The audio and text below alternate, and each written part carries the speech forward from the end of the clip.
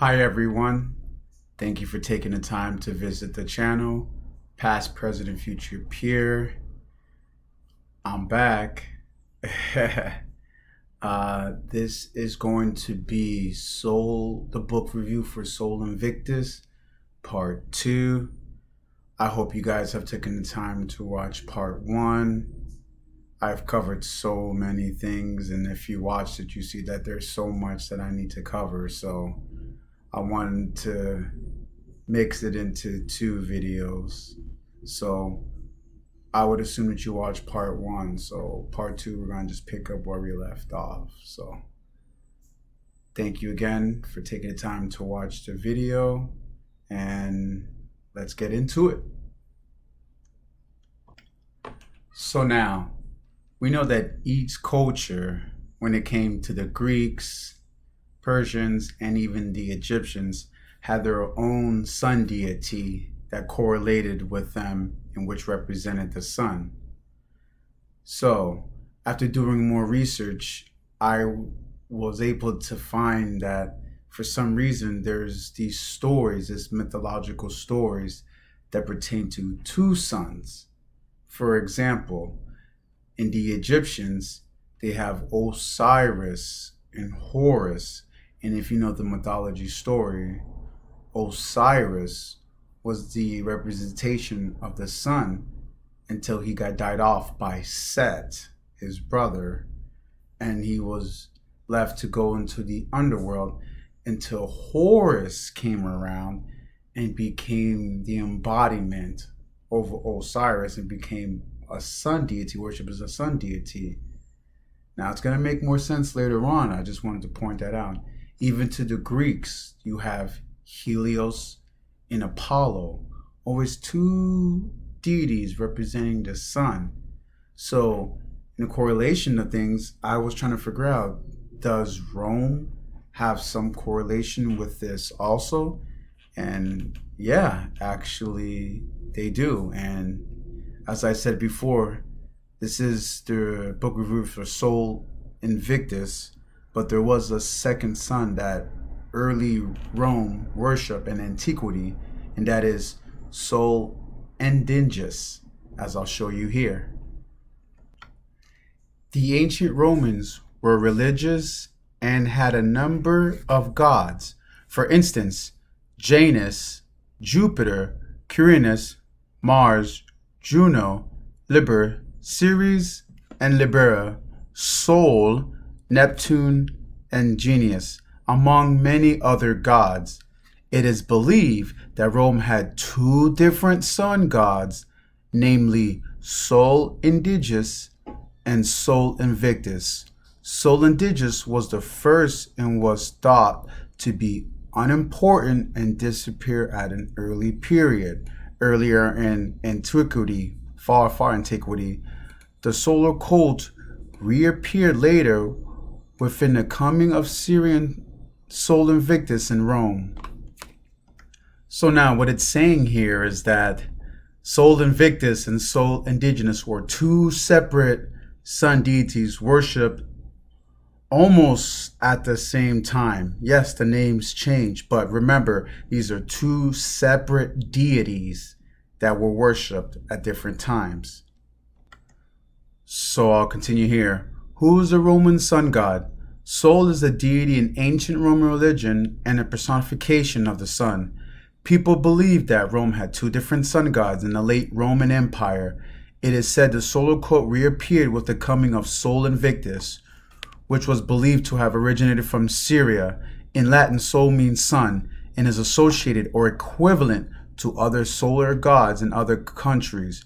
For instance, Germanic Sol, Greek Helios, Etruscan Usul, Sanskrit Usrea, and Lithuanian Sol, among other deities. It believed that Titus Tatius, king of the Sabines and joint ruler of Rome for a number of years, introduced the worship of Sol just after the foundation of Rome. So as you can see here, clearly that it was 2 different deities incorporated with the sun. Very interesting right there. And as we'll continue here also, Sol Invictus symbolized victory since it is believed that he conquered darkness and rose every morning. Also, he was the patron of the Roman soldiers and circuses. It is believed his birthday is the 25th of December, the time when people celebrated winter solstice. This day is called Dies Natalis Invicti. There is another, I want to say, deity that's associated with the 25th of December. And if you do your homework, you know where I'm going towards. But let me finish off here. In conclusion, it is believed that Rome had two sun gods. One was Sol Invictus, who came earlier and was considered insignificant, but this led to a disappearance. The second was Sol Invictus, who is believed to have originated from Syria. He symbolized victory since he conquered darkness and had an impact on Roman mythology. So now, after showing you the two separate deities that were worshipped in Rome and antiquity, Sol Invictus and Sol Invictus, I want to actually head towards back to Greek a little bit, because we all know that Greek Hellenization ran rapid through the 4th century BCE, right after the time of Alexander the Great and the War of the Diadochi. I want to bring my attention to the deity of Helios, the sun god of Greek, and a statue that was eradicated in Rhodes, in the city of Rhodes in Greek, as I'll show you here. The Colossus of Rhodes was a statue of the Greek sun god Helios, erected in the city of Rhodes on a Greek island of the same name by Charles of Lindos in 280 BC. One of the 7 wonders of the ancient world, it was constructed to celebrate the successful defense of Rhodes city against the attack of Demetrius Poliorcetes, who had besieged it for a year with a large army and navy. According to most contemporary descriptions, the Colossus stood approximately 70 cubits or 33 meters, 108 feet high, approximately the height of the modern Statue of Liberty from feet to crown. Remember that now. Making it the tallest statue in the ancient world. It collapsed during the earthquake of 226 BC, although parts of it were preserved in accordance with a certain oracle. The Rhodians did not build it again. John Malessus wrote that Hadrian in his reign re-erected the Colossus, but he was mistaken. According to the Suda, the Rhodians were called Colossians because they erected the statue of the island. I also want to show you guys a little insert that's concerning to Helios, actually too. And the book is called The Secret Teachings of All Ages by Manly P. Hall. And I'm going to show you an inscript in this book here. Chapter Wonders of Antiquity, page 189. The Colossus of Rhodes, a gigantic brass statue about 109 feet in height and requiring over 12 years to build, was a work of an initiated artist, Charles of Lindos. The popular theory accepted for several hundred years that the figure stood with 1 foot on each side of the entrance to the harbor of Rhodes, and that the full rigid ships passed between its feet, has never been substantiated. Unfortunately, the figure remained standing but 56 years, being thrown down by an earthquake in 224 BC. The shattered parts of the Colossus lay scattered about the ground for more than 900 years. When they finally sold to a Jewish merchant who carried the metal away on the backs of 700 camels, some believe that the brass was converted into munitions, and others that it was made into drainage pipes. Here's a good part, guys. Let's read this. This gigantic gilded figure with its crown of solar rays and its upraised torch, what does that remind you of? With its crown of solar rays and its upraised torch signified occultly the glorious Son Man of the mysteries, the universal Savior. So now, we just heard an insert from The Secret Teachings of All Ages by Manly P. Hall. And what's interesting about Manly P. Hall is that he is well, most people will say 32, 33 degree Freemason. And if you know anything about Masons, you know that they deal with the occult and they deal with symbolisms that originate back into deep antiquity. And if you wanted to learn a little bit more about them, I have this book right here, The Ancient Mysteries in the Modern Masonry by Charles H.B. VAIL, Scholar Select. You can get this on Amazon if you're really interested in the subject.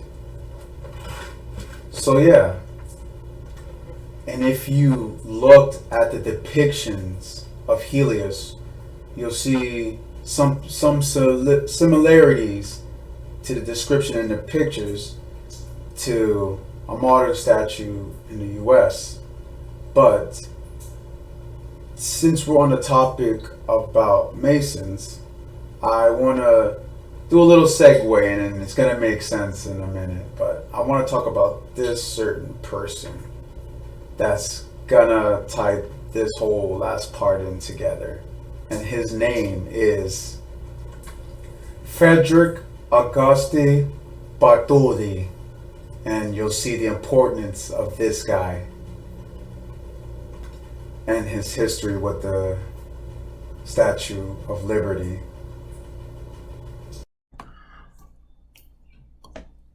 Auguste Bartholdi, born 1834 through 1904, was a sculptor and painter, better known for designing of the Liberty enlightening the world, commonly known as the Statue of Liberty. Is that interesting? Did anybody know that the Statue of Liberty wasn't actually named that? It was actually named Liberty enlightening the world. But I'll continue off from here. And what's really interesting is a story that we all commonly know about the Statue of Liberty is that us getting it from the French as a gift to the Americans as a joint effort to show appreciation to the American and their revolution. But what if I told you that it was actually designed and pitched in a different area before even thinking about it being pitched to America? Yes, and the funny thing is, where it was pitched at was all the way in the east in Egypt. Yeah, as I'll show you here. It says here, early sculptures and work in Kalmar. It says here, early sculptures and work in Kalmar. In 1853, Bartholdi submitted a Good Samaritan themed sculpture group to the Paris Salon of 1853. The statue was later recreated in bronze. Within 2 years of his salon debut, Bartholdi was commissioned by his hometown of Kalmar to sculpture a bronze memorial of Jean Red, a Napoleonic general. In 1855 and 1856, Bartholdi traveled in Yemen and Egypt with travel companies such as Jean-Léon Guérin and other Orientalist painters. The trip sparked Bartholdi's interest in colossal sculptures. Now here's where it gets interesting. Here's a correlation with it. In 1869, Bartholdi returned to Egypt to propose a new lighthouse to be built at the entrance of the Suez Canal, which was newly completed. The lighthouse, which was to be called Egypt Carrying the Light to Asia. Now listen to this. And shaped as a massive draped figure holding a torch, was not yet commissioned. What does that sound like to you guys? But I'll continue. Both the Khedive and Lesseps declined the proposed statue from Bartholdi, citing the high cost.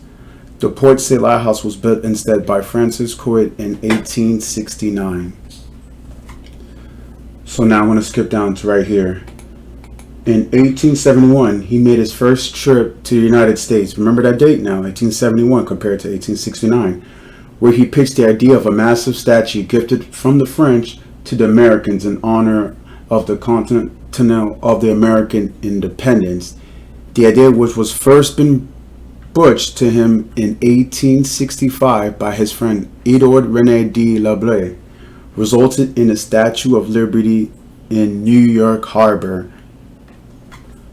But I want to stop there because we just read earlier that he originally botched this idea in Egypt, but due to the cost that this project would endure, they declined the offer, as I'm just showing you right here. So no, there was no original plan for this statue to be erected in New York. It was first in Egypt that it was first proposed but declined, and then brought the idea to be commissioned in the States of America in New York.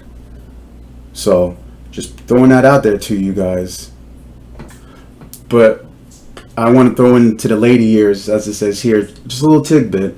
In 1875, he joined the Freemasons Lodge Alske Laurent in Paris. And in 1876, Bartholomew was one of the French commissioners in 1876 to the Philadelphia Continental Exposition. So, like I told you about the Masons, always being affiliated in certain things, it's going to be an ongoing theme when it comes to certain people and their association when it comes to the Freemasons. So now, after showing you that the first ideal pitch of the Statue of Enlightening the World was first in Egypt and not established in America until years later, I also want to show you a coin found in the 3rd century AD around Rome, which has some uncanny similarities if you haven't connected the dots yet. But by showing you this, I hope that it will further secure your ideas, or I believe that you see that you're forming. Now, look at this. Now, just look at this. And yes, before anybody says anything, you can look this up yourself for facts. Just put in Sol Invictus coin found, and you will see this. But Roman Imperial, this depicting Sol Invictus in the 3rd century, and it's held at the Bessonius British Museum. Now, look at this. This is supposed to be a pagan sun god depicted with a lady in a dress, male or female, duality, what have you, with the headdress with the thorns, as you can see in the back. Now, if we put it together, what does this look like to you? Just take a second. Look at the coin. Just look at it. Now, if I had to be a betting man, I would say it looks like a depiction of the Statue of Liberty. I mean, look at the headdress. Just look at the similarities. It is uncanny. It's just too close. And you can't just be like, oh, come on, past, present, future. Really? Yeah, it's a little close, but no. People are so passive. We see it right in front of our faces, but we don't say anything. I mean, look, I showed you the coin. I showed you the written depictions of this sun deity in Rome. Like, come on, put it together. Look. But as I've said and showed you, there's just too many similarities when it comes to the Statue of Liberty and being portrayed as an old pagan sun god. I mean, we see the pictures, we see the coins, we've seen Helios in Greece, where a statue depicting pretty much the Statue of Liberty standing over the harbor coast and was destroyed due to an earthquake. I mean, there's just too much evidence to back all this up. And I know what you're asking me right now. So what? We're taking old paganism stuff and converting it into our modern day? Yeah. Nothing new under the sun, ladies and gentlemen. Honestly, history repeats itself as it does and as it always done. You have to just look and see what's going on. and the symbols that are associated with antiquity. And if you study history, all of this just unravels and unfolds right in front of your face. So now I want to also show you an article that I found pertaining to this also, because like I said, the information is there. You just gotta find it and do your research, as it shows here. An article coming out of Egyptian streets. The Statue of Liberty was originally designed as an Egyptian woman. Due to its rich archaeological history, Egypt is well known as a home to various colossal statues depicting ancient rulers. Most travelers to Egypt easily recognize this when visiting the Colossus of Menon, seated proudly on the west bank of the Nile in luxury, or when standing small before the seated statues fronting the temple of Abu Simbel. So I'm going to go down here in the highlighted. One such surprising project would be the towering Statue of Liberty, located on New York's Liberty Island. While it may be incredibly far-fetched at first, evidence points that the statue's design was not originally intended to grace the U.S. shores, but actually to find itself nestled in the city of Port, set in Egypt. As it goes to say here, the Statue of Liberty was designed by French artist and sculptor Frederic Auguste Bartholdi, who after visiting Egypt in 1855 with a group of Orientalist painters, decided to create a colossal statue intended to rival Egypt's ancient ones, namely one of the most iconic statues of the Gaza Plateau, the Sphinx. So yeah, just showing you. I'll leave the article for you guys to read more, but as you guys can see, there's just overwhelming evidence that the Statue of Liberty was actually going to be depicted to another pagan deity.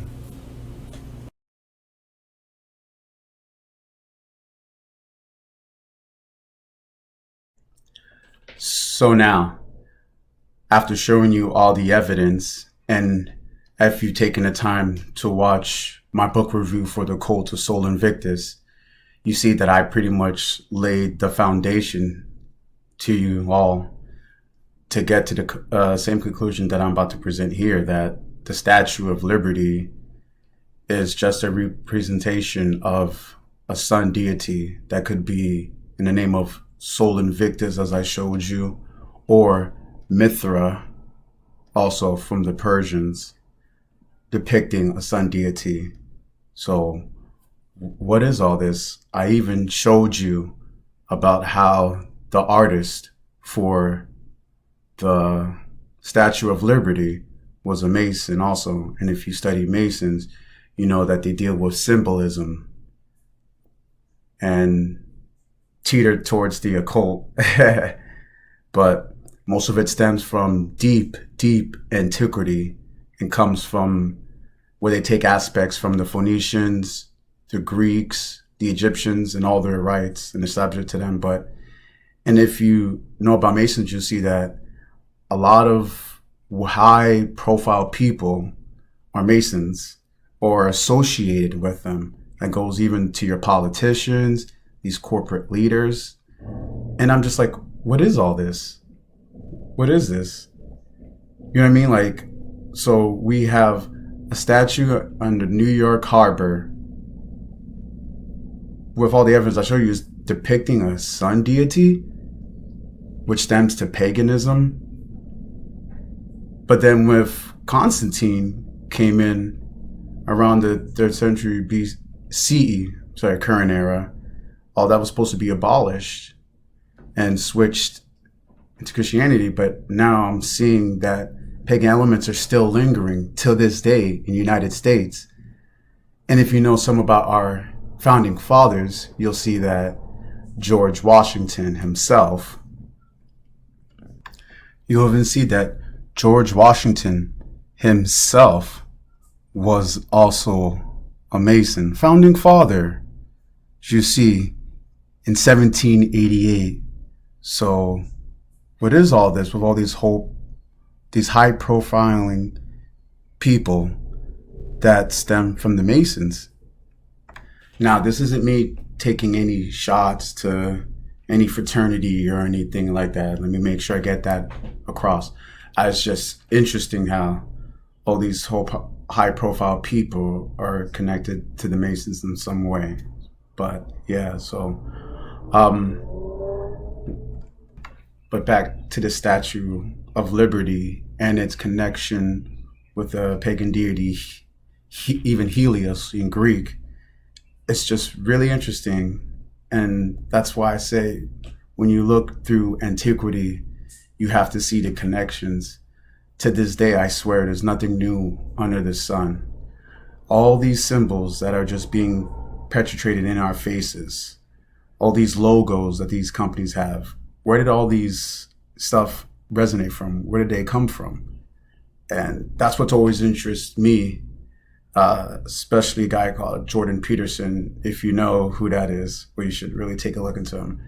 He got me into looking at these symbols and where they all come from. And you'll be really interested when you see where they all come from.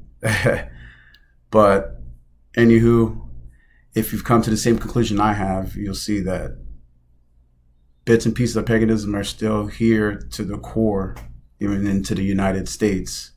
So, and like I always say, please do your due diligence, do your own research. But I promise you, if you do unbiased research, I know you'll come to the same conclusion as me.